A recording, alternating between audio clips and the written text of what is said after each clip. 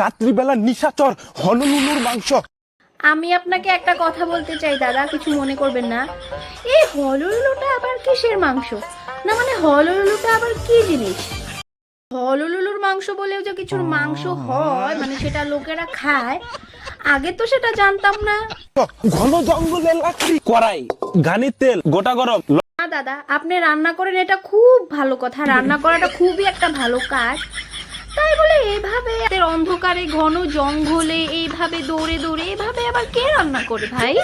জিরে, পেঁয়াজ, রসুন, হনলুলুর মাংস, গোটা আলু, হলুদ, টমেটো, আদা, রসুন, পেঁয়াজ, কাঁচা লঙ্কা।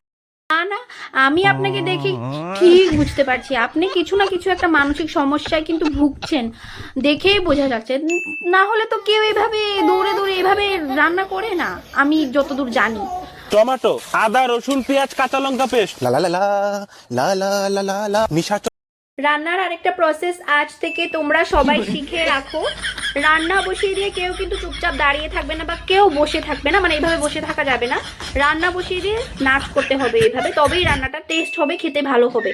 রান্না কিছু শেখো তোমরা দাদার থেকে, মানে এভাবে কে রান্না করে দাঁড়িয়ে দাঁড়িয়ে? এভাবে রান্না দাঁড়িয়ে করলে হবে না, নাচ করতে হবে এইভাবে। হনলুলুর মাংস।